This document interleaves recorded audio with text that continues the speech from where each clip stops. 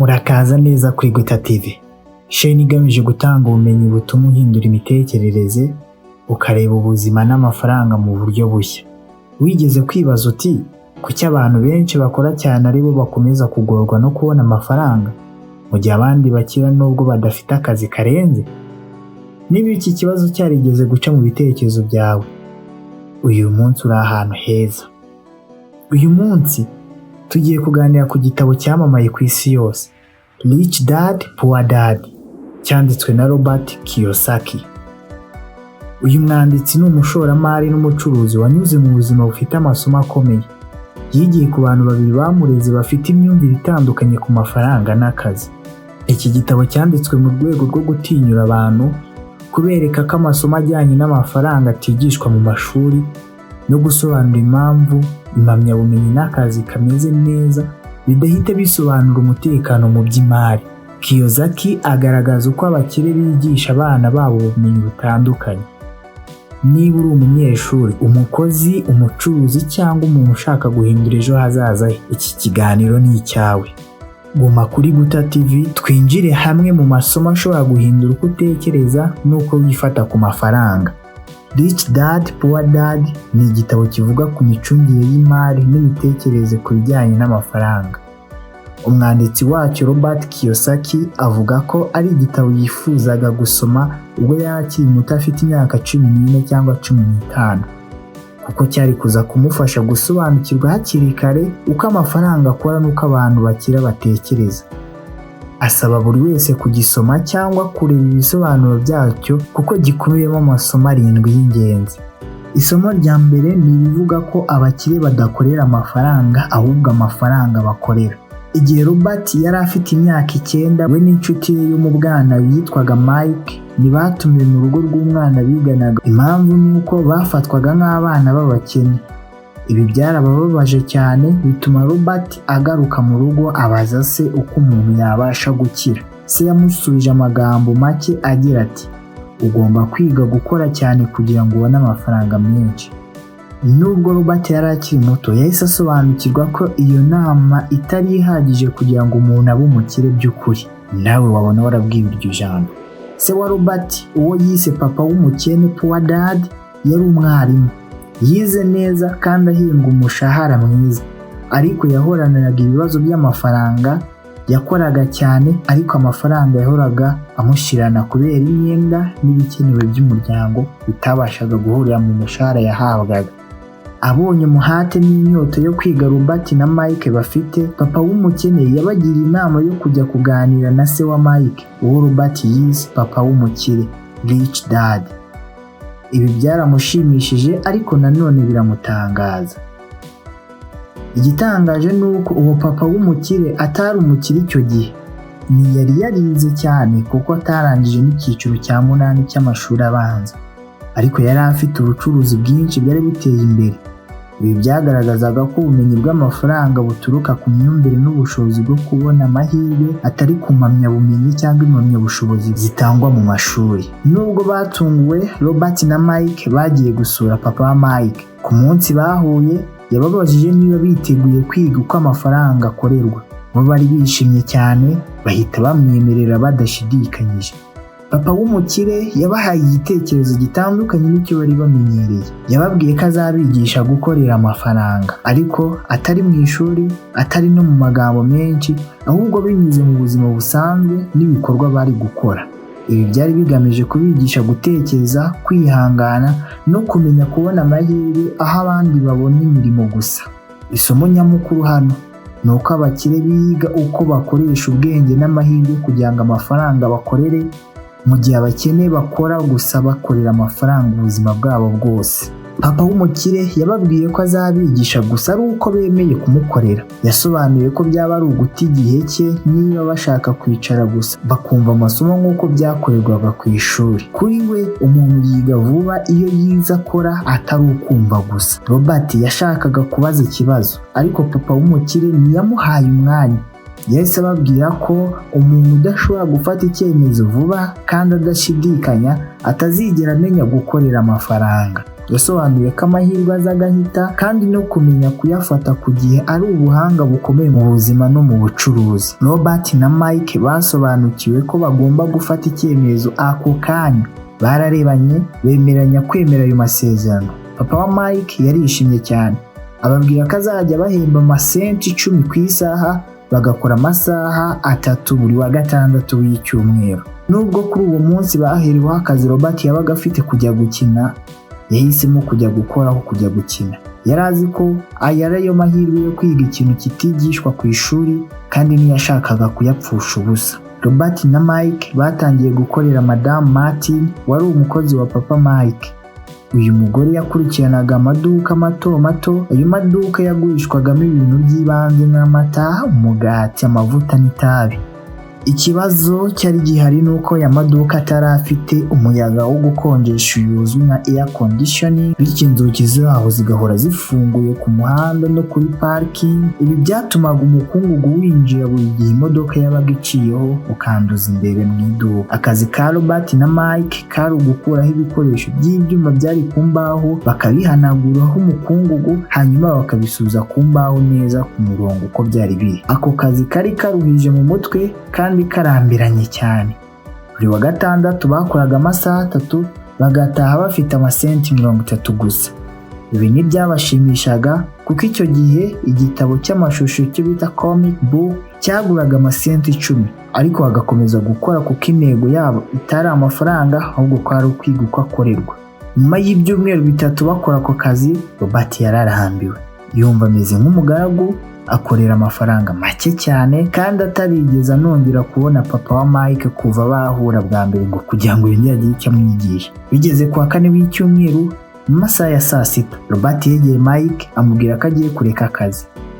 Yari yarambiwe ishuri, nanone ntiyashakaga gutakaza amasaha bato ye akora akazi kamunaniye atumva nicyo kamumariye. Icyamukanze nuko Mike yatangiye kumwenyura. Yamubwiye ko se yarateganyije ko Robert azageraho akarambirwa. Ibi byari igice cy'isomo papa w'umukire yashakaga kubigisha kugira ngo abereke uko abantu benshi bareka amahirwe mbere yo gusobanukirwa isomo riri inyuma y'ibigeragezo. Isomo rikomeye riri hano, papa w'umukire yashakaga kubigisha kwihangana, gutekereza birenze umushahara no kumenya ko rimwe na rimwe amasomo akomeye aza yihisha inyuma y'akazi kadashimishije. Papa w'umukire yari yabwiye Mike ko azamuhamagara igihe Robert azaba agize gushidikanya no gushaka kureka akazi.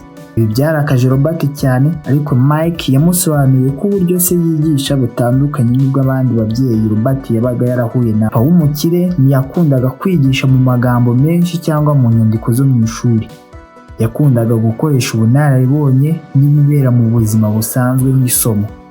Nubwo yari arakaye cyane, Robert yemeye guhura na Papa Mike ku wa gatandatu wakurikiyeho kugira ngo amwumve. Ndetse na se nyakuri wa Robert, papa w'umukene, yari yarakariye papa w'umukire. Rero yamugira inama yo gusaba kongererwa umushahara byibura agakurwa ku masenti 10 akagera ku masenti 25 ku isaha, kandi naramuka atayemeye Robert akareka akazi burundu. Igihe Robert yageraga mu rugo rwa Mike, yategetswe gutegereza iminota 45 mbere y'uko papa wa Mike agaragara aho ngaho. Ibi byatumye arushaho kurakara no kumva adahawe agaciro. Amaze kumubona, Robert yahise amubwira ko atubahirije amasezerano. Yari yaravuze ko azamwigisha igihe cyose yamukorera, ariko mu by'ukuri ntiyari yarigeze amwigisha ikintu na kimwe mu magambo. Robert yamushinjije kugira ubugugu no kudaha agaciro abakozi, amubaza impamvu yabakoresheje ku mushahara muke gutyo. Papa w'umukire yamubajije niba kwiyigisha bivuze kuvuga no gutanga inyigisho gusa. Robert abyumvishe ahita abyemera atyo. Papa w'umukire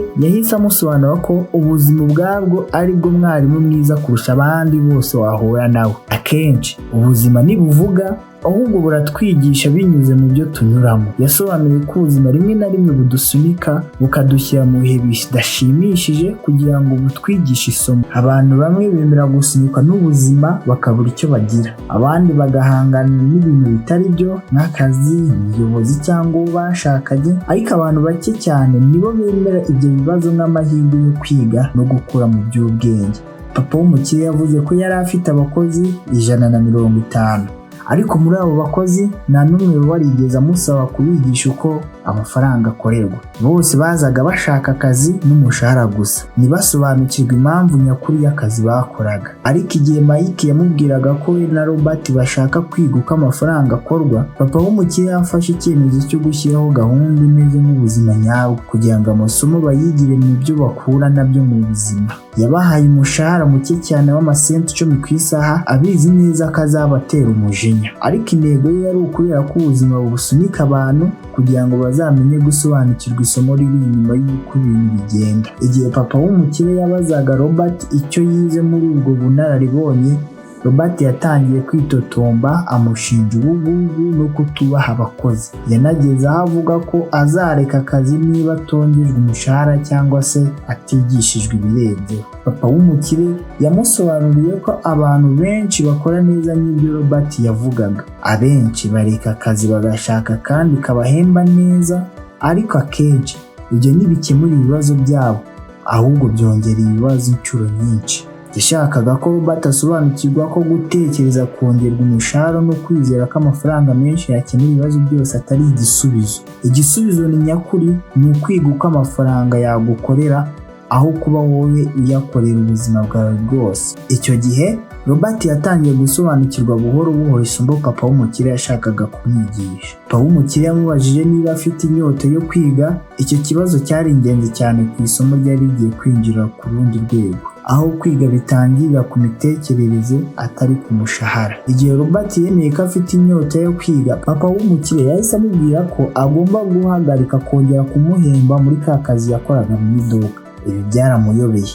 Robert yari yaje gusaba kongererwa umushahara, none akaba agiye gukora nta mushahara na moto ahabwa. Papa w'umukire yamusobanuriye ko niba ashaka amafaranga menshi atagakwiye gutekereza umushahara, ahubwo agomba gukoresha ubwenge bwe akishakira igisubizo. Icyo yashakaga kumwigisha si amafaranga, ahubwo nuko yayabona. Robert na Mike bakomeje gukora ibyumweru 3 badahembwa. Umunsi umwe papa wa Mike yaraje abajyana hanze kubagurira ice cream, hanyuma arababaza niba ari cyo bamaze kwiga. Bo barasubije bati oya. Papa w'umukire ababwira ko bakwiye gutangira gutekereza vuba kuko isomo riri imbere yabo barireba buri munsi ariko ntibaribone. Yabasabye gutekereza kuri Madame Martin n'abandi bantu bakoraga muri parike yari ituriye aho ngaho. Arababaza niba ubuzima bwabo bushimishije. Abo bantu bakoraga cyane ubuzima bwabo bwose, bahembwaga make bishingikiriza ku gitekerezo cy'uko bafite akazi gafite umutekano, bagatekereza ibiruhuko by'ibyumweru 3 mu mwaka ndetse wenda n'ikiruhuko cy'izabukuru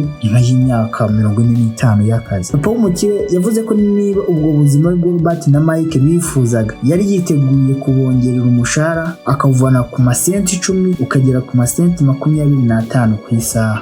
Imitima yabo yatangiye gutera cyane ko ayo mafaranga ari menshi kuri bo, ariko nubwo byari bigoye barabyanze. Abonye bakomeje kwihangana, papa w'umukire yafashe icyemezo atangira kuzamura umushahara wabo, awukora ku masenti 25 awushyira ku $1 ku isaha. Nabyo barabyanga. Nyuma ava ku $1 abaha umushahara $2 ku isaha. Buri gihe yazamuraga amafaranga, umutima wa Robert warushagaho gushaka kwemera. Yari azi ko $2 ku isaha byari kumugira umwana ukize kurusha abandi muri ako gace. Robert yatekerezaga kugura igare rishya, imyambaro yo gukina basket no kumvisha inshuti ze zamurebaga ko ari umukire kandi ufite amafaranga. Ariko nubwo ibi byose byamunyuragamo, umwana we yakomeje kwanga umushahara. Papa w'umukire yabarebaga bombi, amaso yabo afunguye cyane ariko batekereza cyane. Yari arimo kubagerageza. Yari azi ko hari igice cyabo cy'amarangamutima cyashakaga amafaranga, ariko kandi yari azi ko hari n'ikindi gice cy'umutima wabo kidashobora kugurwa. Yasobanuye yasobanuye ko buri muntu wese agira igice cy'umutima gishobora gucika intege,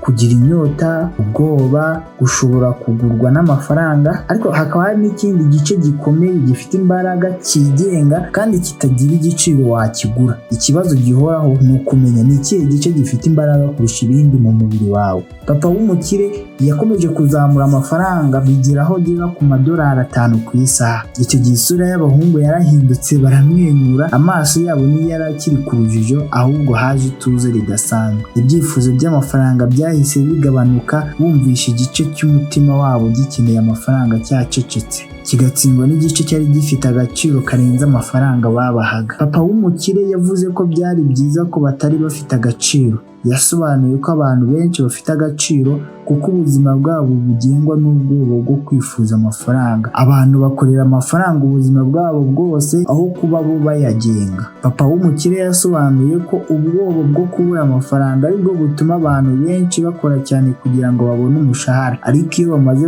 kuwubona irari rihita ritangira kubereka ibintu byinshi bashobora kugura. Ibyo bituma bakenera andi mafaranga menshi kurushaho, bagakora cyane kurushaho, bagakoresha menshi kurushaho. Icyo nicyo papa w'umukire yita irushanwa ry'imbeba, rat race. Gukora, guhembwa, gukoresha no kongera gukenera nta musozo, bigakomeza byizengurukaho gutyo. Mike yabajije niba hari indi nzira yo kubaho atari muri iryo rushanwa bise rat race. Papa w'umukire yamusubije ko ihari kandi itunganye, ariko abantu bake cyane aribo bayimenya. Mike yashatse kumenya iyo nzira iyo ariyo. Papa wa Mike yamubwiye ko bazayiga bakomeje gukorana nawe badahembwa. Ahangaha se wa Mike avuga ko utagomba kwita ku kuri kw'abandi kuko buri wese agira ukuri kwe, ahubwo ni ukwemera uko wiyumva imbere mu mutima wawe. Ugomba kwemera ubwoba bwawe, irari ryawe n'ibyifuzo byawe aho kubihunga. Papa w'umukire yavuze ko ashidikanya ko abakozi be benshi bashobora kwemera uko biyumva by'ukuri, aho kwemera ubwoba bwo kubura amafaranga buhita bubategeka, bagakora ibishingiye ku marangamutima aho gushingira ku bitekerezo bifatika.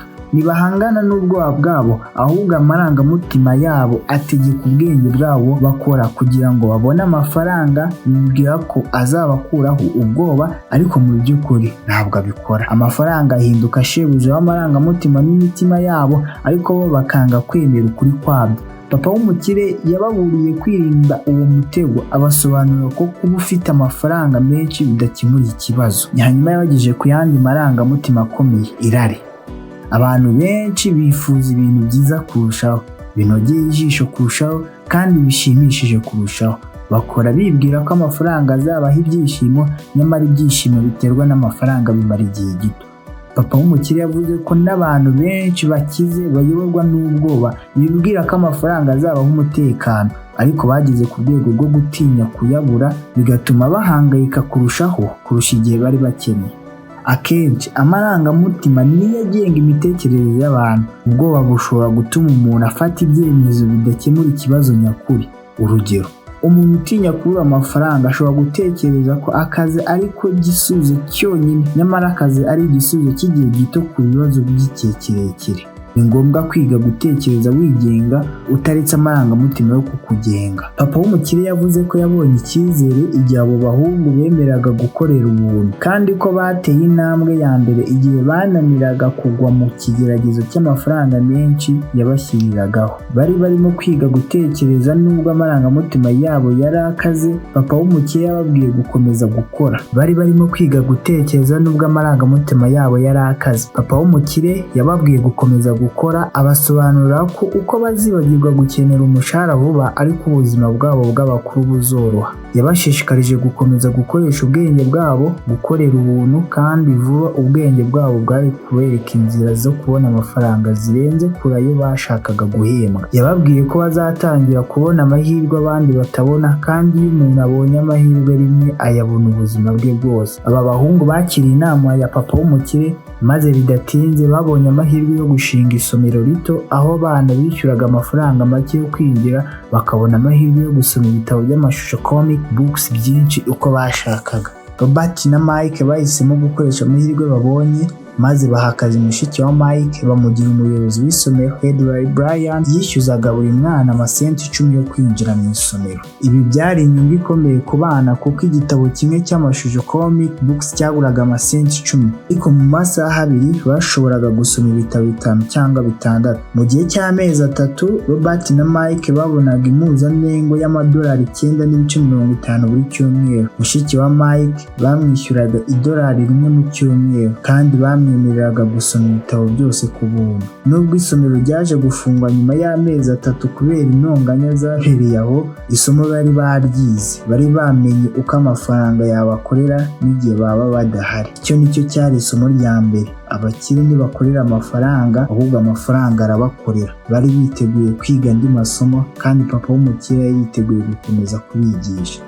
Isomo rya kabiri: kuki ubumenyi ku mafaranga ari ngombwa? Why teach financial literacy? Igihe abantu babazaga Robert aho yatangiye gukira, yahoraga basubiza amagambo papa w'umukire yamubwiye: niba ushaka kuba umukire ugomba kugira ubumenyi ku mafaranga. Yasobanuraga ko amasomo nka accounting, ibaruramari, ashobora kugaragara nk'arambiranye kandi agoye, ariko ni ingenzi cyane ku muntu ushaka gutsinda mu by'amafaranga. Papa w'umukire yakoreshaga amashusho n'imvugo yoroshye kugira ngo abigishe, kuko yashakaga ko basobanukirwa igitekerezo atari amagambo menshi. Kimwe mu bintu bya mbere yasobanuriye ni itandukaniro riri hagati y'ikintu cyitwa asset n'icyitwa liability. Yababwiye ko niba umuntu ashaka kuba umukire, ikintu kimwe gusa agomba gukora ari ukugura asset, ibyo gusa. Nubwo bigaragara ko byoroshye cyane, abantu benshi ntibabisobanukirwa. Igihe yabibasobanuriraga bwa mbere, Robert na Mike batekerezaga ko ari urwenya. Bumvaga bidashoboka ko abantu bakuru batabisobanukirwa. Baribazaga bati, ese niba ari ibintu byoroshye gutya, kuki abantu bose batakize? Papa w'umukire yabasobanuriye ko abantu benshi bigishwa nabi ku bijyanye n'amafaranga, banki, abajyanama mu by'imari ndetse n'abandi. Ibyo bituma bagura liabilities bibwira ko ari asset, bityo bagomba kubanza kwibagirwa ibyo batekerezaga ko bazi. Robert yakundaga gutanga ibisobanuro byoroshye cyane. Asset akavuga ko ari ikintu gishyira amafaranga mu mufuka wawe, cya kintu kikwinjiriza amafaranga. Liability ni cya kintu cyose kigukura amafaranga mu mufuka, cya kintu kugira ukibone bisaba gutanga amafaranga. Yabigishije icyitwa cash flow, uko amafaranga yinjira n'uko asohoka. Hejuru hari income statement, ibyinjira n'ibisohoka, naho hepfo hari balance sheet ihuza asset na liability.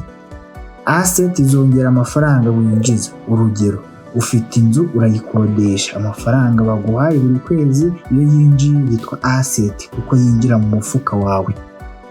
Ariko liability ni ikintu kigukuramo amafaranga. Niba uhawe ikintu gisaba gukomeza kugitangaho amafaranga, ntikikongerera amafaranga ahubwo kirayagabanya. Papa w'umukire yasabaga kwirinda kugura liability, ahubwo agasaba ko bashaka uko bakongera asset. Ibi byatumaga bashobora gusobanukirwa neza uko umuntu acunga amafaranga ye.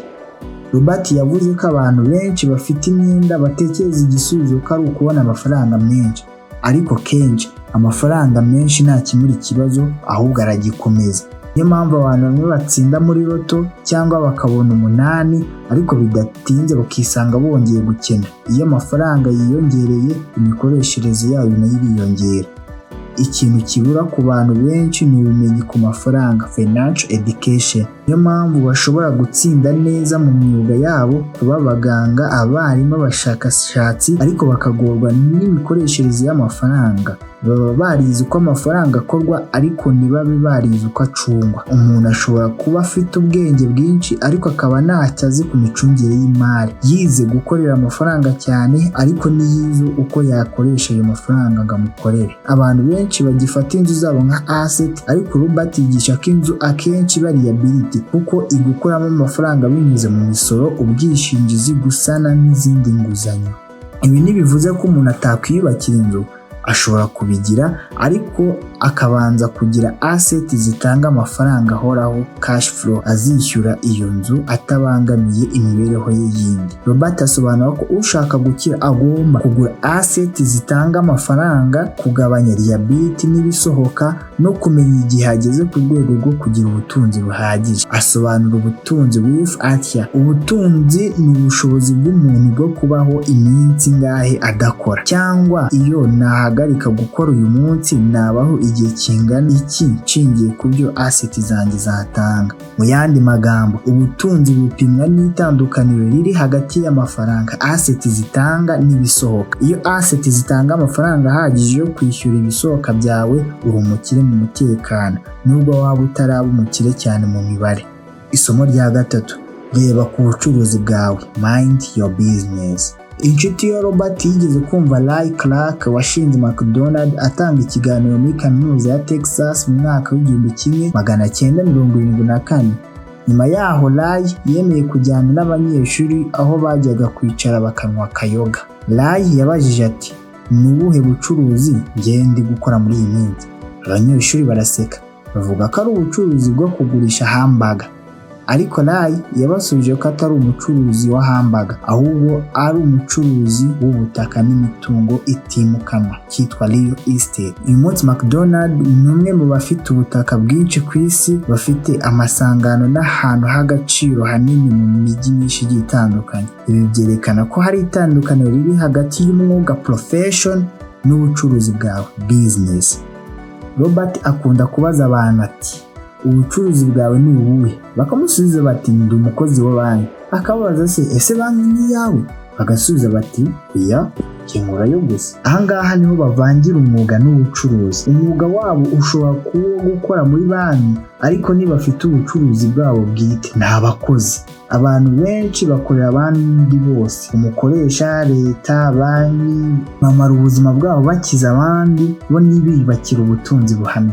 Icyo Ray Kroc na papa w'umukire bari bazi ni ibanga rya gatatu ry'abakire: ita ku bucuruzi bwawe. Ntibivuze ko ugomba guhita ufungura sosiyete. Ku bantu bamwe bazabikora, ku bandi hoya, ariko ubucuruzi bwawe nyakuri bugomba kuba asset zawe atari umushahara wawe. Komeza akazi kawe ka buri munsi, ariko tangira kugura asset zifatika. Si ibintu bihita bitakaza agaciro ukiva mu iduka. Gumana ibishoboka bike, gabanya liabilities, kandi wubake buhoro buhoro asset zikomeye. Ababyeyi bakwiye kwigisha urubyiruko ibi hakiri kare mbere y'uko bava mu rugo, kugira ngo basobanukirwe ingaruka z'imibereho ishingiye ku myenda. Robert asobanura ko imitungo nyakuri real estate igabanyijemo ibyiciro bitandukanye, kandi ko umuntu wese ushaka kwigira mu by'amafaranga agomba kubimenya neza. Icya mbere ni ubucuruzi umuntu atagomba kubamo buri munsi. Ni ukuvuga ubucuruzi aba ari nyirabwo, ariko bukaba bucungwa n'abandi bantu.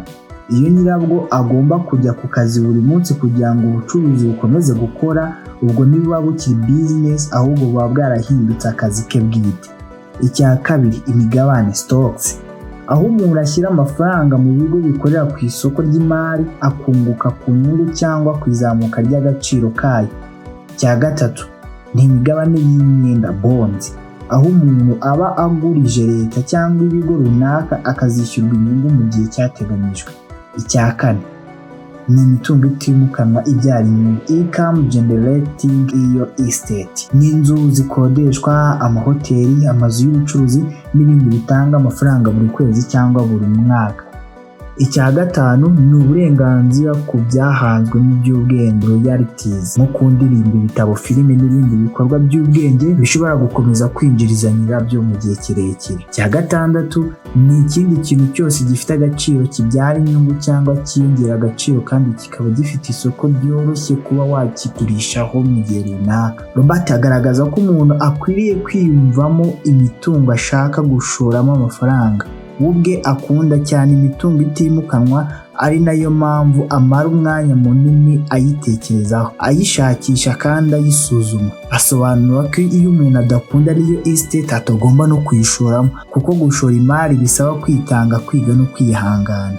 N'igihe Robert yakoraga muri sosiyete ya Xerox ntiyigeze areka kwita ku bucuruzi bwe bwite. Yakomeje akazi ke ka buri munsi, ariko buhoro buhoro yubaka urwego rw'imitungo ye, icyo yise asset column. Uko yarushagaho gusobanukirwa ibaruramari, accounting n'imicungire y'amafaranga, niko yarushagaho gusesengura neza ishoramari no kwiyubakira ikigo cye bwite. Nashishikariza abantu bose gutangiza ibigo byabo keretse abafite koko inyota n'icyerekezo cyo kuba ba rwiyemezamirimo. Ku bandi abagira inama yo gukomeza akazi kabo ariko bakita ku mitungo yabo, bubaka kandi barinda asset column yabo igakomeza gukura. Agaragaza ko ibintu by'akataraboneka luxury bikwiye kugurwa gusa igihe cash flow ituruka ku mitungo ibyara inyungu ibyishyurira. Icy'ingenzi ni ukubanza kubaka imitungo amafaranga aturukamo akazajya ariyo yishyura ibyo byishimo by'ubuzima, aho kuba umuntu ayishyura avanye mu mushahara we. Iyo imitungo imaze gutanga amafaranga ahagije yo kwishyura ibintu by'akataraboneka, nibwo umuntu ashobora kuyigura atiriwe ahangayikishwa n'ideni cyangwa igihombo. Mu isomo rya 4, Robert yibanda ku mateka y'imisoro n'imbaraga z'amakampani corporation. Agaragaza ko abantu benshi babona Robin Hood nk'igisambo kibaga abakire kigashyira abakene, ariko kuri Robert we abona Robin Hood nk'umujura kuko atari gukemura ikibazo nyakuri cy'ubukene. Mu bitekerezo by'abantu benshi bakunda kuvuga ko abakire bagomba gusora cyane bagafasha abakene, ariko mu by'ukuri nk'uko Robert abivuga, icyiciro cyo hagati middle class nicyo gisora cyane cyane abantu bize bafite imishahara myiza ariko badafite uburyo bwo kwirinda imisoro nk'abakoresha amakampani. Asobanura ko mu Bwongereza no muri Amerika mu ntangiriro nta misoro ihoraho yari ihari, ahubwo hajyagaho gusa imisoro y'igihe gito yo kwishyura intambara cyangwa ibindi bibazo byabaga byihutirwa. Mu mwaka w'1874 Ubwongereza bwashyizeho umusoro ku mushahara uhoraho, naho muri Amerika byemezwa burundu mu mwaka w'1913. Aya mateka agaragaza ko imisoro yagiye ihinduka igikoresho kigira ingaruka zikomeye ku buzima bwa muntu, cyane cyane abishingikiriza gusa ku mushahara, bitandukanye abifashisha imitungo n'amakompanyi mu micungire y'amafaranga yabo. Mu ntangiriro yatangwaga ku butunzi gusa. Umusoro ku nyungu income tax wagaragaraga nk'uwashyiriweho guhana abakire. Icyakora uko imyaka yagiye ihita, uyu musoro warangiye uremereye cyane abakene bari mu cyiciro cyo hagati, ari nabo benshi bari barawushyigikiye biteze kuzakandamiza abakire, ariko abakire bahimba amayeri mashya yo kubibumbira mu makampani kugeza aho kampani isora make kurusha umushahara w'umuntu, cyangwa n'abandi bari mu cyiciro cyo hagati basora ku kijyanye na income tax. Niba uri umucuruzi ahangaho urabyumva cyane. Robert Kiyosaki asobanura ko base bombi bamureze, uwo yitaga Poor Dad n'uwo yitaga Rich Dad, bari bafite imitekerereze itandukanye cyane ku bijyanye n'amafaranga n'imisoro. Poor Dad wakoraga muri leta yahabwaga ibihembo iyo yakoreshaga amafaranga menshi, agatanga akazi ku bantu benshi, bigatuma ishami yakoreragamo rikura. Kuri we gukoresha amafaranga menshi byafatwaga nk'ikimenyetso cy'iterambere. Ku rundi ruhande, Rich Dad wari umukapitaliste ukomeye mu mujyi, yahabwaga icyubahiro n'abashoramari iyo yashoboraga gukoresha amafaranga make no gukoresha abantu bake bashoboka. Kugabanya ikiguzi no kongera inyungu nibyo byagaragazaga ubuhanga mu bucuruzi. Poor Dad yizeraga byimazeyo ko leta igomba gufasha abaturage no kwita ku mibereho yabo, mu gihe Rich Dad yizeraga ko umuntu agomba kwigira mu mategeko y'imari, kuyakoresha no mu nyungu ze. Kuri Robert byari ikibazo gikomeye gukura akorera umwe mu bashoramari bakomeye mu mujyi, hanyuma agataha mu rugo rw'umuyobozi ukomeye wakoreraga leta. Ntibyabaga byoroshye kumenya ukwiriye kwemerwa cyangwa ibitekerezo by'ukuri. Icyakora uko yagiye akura kandi akiga amateka y'imisoro, yaje kubona ishusho nshya y'uko ibintu bikora. Yasanze uko leta yagendaga igira inyota yo kubona amafaranga menshi, imisoro yaje kwagurirwa icyiciro cyo hagati, hanyuma iza no kumanuka ikagera no ku bakene. Ariko abakire bo babonye amahirwe kuko batabaho bakurikije amategeko amwe nk'ay'abandi. Ikigo corporation ni inyandiko yemewe n'amategeko ituma habaho ikigo cyigenga mu mategeko. Si uruganda, si abantu ubwabo, ahubwo ni ikintu cyemewe n'amategeko gishobora kwishyura umusoro muto ugereranyije n'uwishyurwa n'umuntu wahawe umushahara ku giti cye. Ibi nibyo bituma abantu benshi bakize ku isi bishyura imisoro mike cyane cyangwa bakayirinda mu buryo bwemewe n'amategeko. Igerageza ryo guhana abakire hakoreshejwe imisoro akenshi ntiryatangaga umusaruro kuko babaga bafite ubumenyi n'uburyo bwo kugabanya umutwaro w'imisoro yabo. Mu isomo rya 5 Kiyosaki agaragaza ko abakire bashora kandi bakagira umutungo w'ingenzi kurusha indi yose, ubwenge. Iyo umuntu atoje neza ubwenge bwe mu by'imari ashobora gukura za miliyoni mu gitekerezo gito cyangwa mu masezerano. Kongera ubwenge mu by'imari bituma umuntu abona amahirwe abandi batabona. Urugero rutangwa n'ubwo mu ntangiriro z'imyaka y'1990 ubwo ubukungu bwa leta ya Arizona muri Leta Zunze Ubumwe za Amerika bwari bubi cyane. Mu gihe abantu benshi bari bafite ubwoba bw'ihungabana ry'ubukungu, Robert n'umugore we Kim babashije kubona inyungu nyinshi. Baguze inzu yagombaga kugurishwa amadolari $75,000 ariko bo bayigura ku $20,000 gusa. Basabwe gutanga amafaranga y'ingwate angana $2,000 ariko nubwo bayasabwe nayo ntayo bari bafite. Byatumye bajya kwiyambaza inshuti yabo irayabaguriza, ariko iyabaguriza ishyizeho n'inyungu y'amadolari $200 ubwo bari kuyisubiza ayo mafaranga yabo. Ibi byagaragaje ubwenge mu by'imari n'ubushobozi bishobora guhindura ibihe bigoye bikavamo amahirwe. Inshuti ya Robert yari yemewe kumuguriza amafaranga make yari akeneye. Mu gihe igikorwa cyo kugura inzu cye kiri mu nzira z'amategeko, Robert yahise akoresha ubwenge bwe.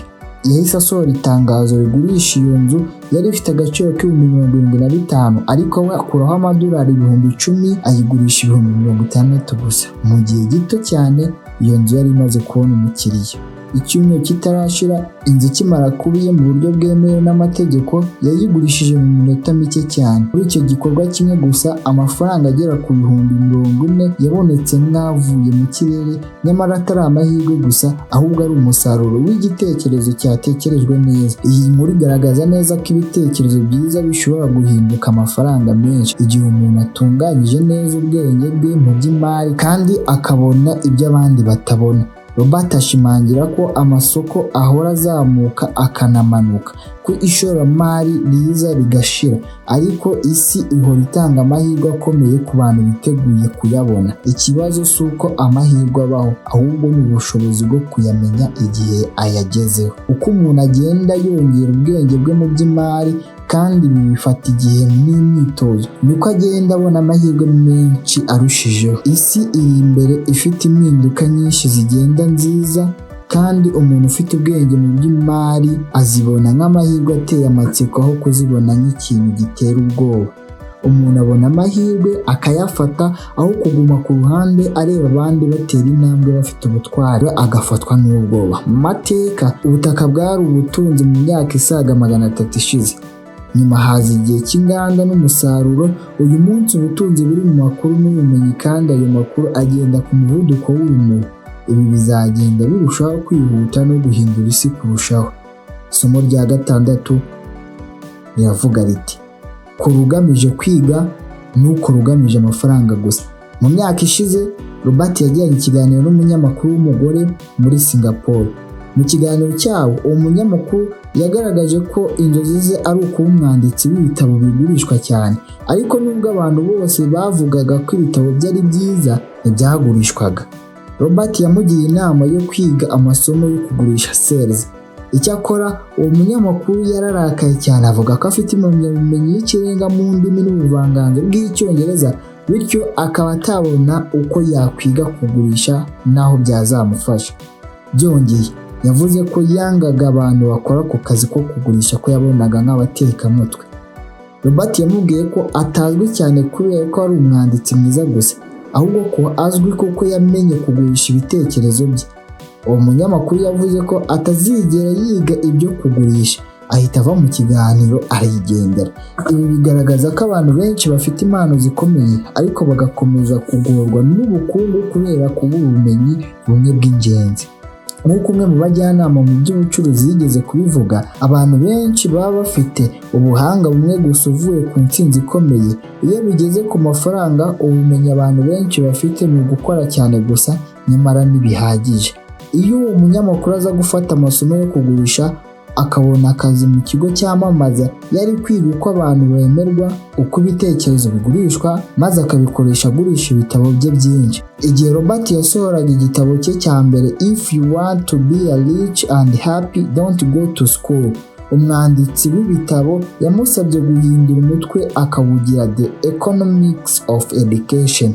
Ariko Robert yari azi neza ko umutwe nk'uwo atari uwo kugurisha. Nubwo yashyigikiraga uburezi, yahisemo umutwe utera impaka kuko yari azi ko uzamufungurira imiryango ya radiyo na televiziyo, kandi byarakoze. Rich Dad yamutoje kwiga ubumenyi butandukanye, nubwo bwaba buto ariko bwinshi. Niyo mpamvu Robert n'inshuti ye Mike bakoze imirimo myinshi itandukanye bakiri bato, bagamije kubona ubunararibonye bwinshi. Mu gihe abantu benshi baharaniraga kubona akazi gatekanye, barebaga umushahara n'inyungu z'ako kanya. Ubutumwa bukomeye ni akazi keza kurusha kandi ni akazi kagutoza ubumenyi uzakenera n'ejo hazaza. Robert atanga inama yo kureba kure aho kureba gusa inyungu z'ako kanya. Asobanura ko aho gukorera amafaranga n'umutekano gusa, umuntu yakwiyongera akandi kazi cyangwa akigira ahandi agamije kunguka ubundi bumenyi bushya. Abantu benshi barabyanga, si uko bidashoboka, ahubwo kubera ko batiteguye guhinduka.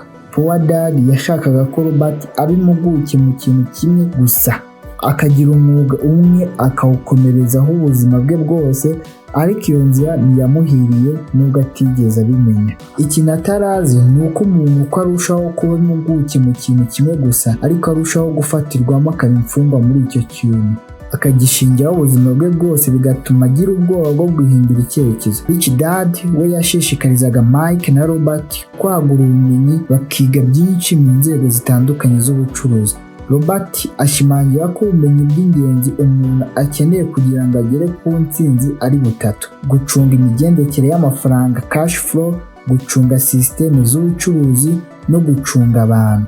Ariko mu buhanga bwihariye, kugurisha no kwamamaza sales and marketing nibyo bifite agaciro gakomeye kurusha ibindi. Niyo mpamvu Robert ahora akora kuri buri bumenyi, akitabira amahugurwa, agasoma ibitabo cyangwa akagura amasomo amwongerera ubumenyi. Kuri we kwiga ntibirangirira ku ishuri, ni urugendo rw'ubuzima bwose. Mu isomo rya 7 agaruka ku kunesha inzitizi. Asobanura impamvu enye z'ingenzi zituma abantu bafite ubumenyi mu by'imari badatera imbere mu kubona amafaranga menshi: ubwoba, gushidikanya, ubunebwe n'ingeso mbi. Ku bwoba, asobanura ko nta muntu ukunda gutakaza amafaranga. Mu by'ukuri, abantu bonyine batigeze batakaza amafaranga mu ishoramari ni abatarigeze bayashora na rimwe. Ubwoba bwo gutakaza buri mu bantu bose, itandukaniro riri mu buryo babyifatamo. Robert avuga ko atigeze ahura n'ubukene atarigeze atakaza amafaranga, ariko ntiyemereye ubwoba bwo kuba yahomba kuba bwamukura mu mukino. Abantu benshi bakinira kudatsindwa aho gukinira gutsinda. Niyo mpamvu bagira ubuzima bw'imari bugoranye, nubwo baba bafite ishoramari risa n'iritekanye kandi riringaniye. Asobanura ko ishoramari riringaniye atari ribi, ariko ntirigutwara ku ntsinzi ikomeye. Abashoramari batsinze ntibakinira kwirinda igihombo gusa, bakinira amahirwe. Ugushidikanya, Robert agaragaza ko kenshi kwishidikanyaho cyangwa gushidikanya n'abandi bituma abantu batagira icyo bakora, bagahitamo umutekano, amahirwe akabanyura imbere. Atanga urugero rw'inshuti yari igiye kugura inzu ku giciro cyiza cyane, ariko ikisuraho ku munota wa nyuma kubera amagambo y'umuturanyi utari umushoramari. Iyo aza gukomeza, yari gukuba kabiri ishoramari rye, agatangira kwigobotora ubuzima bwo gukorera amafaranga gusa, ariko gushidikanya byamugumishije aho yari ari. Rich Dad yakundaga kuvuga ati, abashidikanya banenga, abatsinze basesengura. Abatsinze barareba bakabona amahirwe abandi batabona. Robert agaragaza ko ishoramari mu mitungo itimukanwa real estate ari igikoresho gikomeye ku muntu ushaka ubwigenge mu by'imari, ariko buri gihe abivuze yumva abantu bavuga ngo sinshaka gusanisha imisarani cyangwa sinshaka gukemura ibibazo by'abapangayi. Abo bantu bibanda ku misarani, amahirwe akabacika. Ibi byose bigaragaza ko intsinzi nyinshi zitaba hanze, ahubwo ziba mu mitekerereze y'abantu. Utsinda n'ubonye amahirwe akayasesengura, akagira ubutwari bwo kuyafata. Nk'uko twabibonye, Rich Dad Poor Dad si igitabo kivuga ku mafaranga gusa, ahubwo ni igitabo kivuga ku mitekerereze n'uko umuntu afata ibyemezo bigena ubuzima bwe. Robert Kiyosaki atwereka ko ikibazo nyamukuru atari ukubura amafaranga, ahubwo ari ukubura ubumenyi mu by'imari. Ubutumwa bukomeye ni ubu: ntugakorere amafaranga gusa, korera ubumenyi. Ubumenyi nibwo buzagufasha kubona amahirwe, kubyaza umusaruro impinduka z'isi no kugira ejo hazaza heza. Icyo Guta TV igamije ni ukugufasha gutekereza kure, kwigira ku bandi no kugufasha kuba umufatanyabikorwa w'iterambere ryawe. Niba iki kiganiro cyagufashije, kanda subscribe, tanga igitekerezo cyawe muri comment, sangiza iyi video n'undi muntu ukeneye guhindura imitekerereze ye. Twibuke ibi: amahirwe ntiyabuze, ahubwo imitekerereze ikubuza kuyabona. Tuzongera kubana mu kindi kiganiro kuri Guta TV, aho ubumenyi buhinduka imbaraga.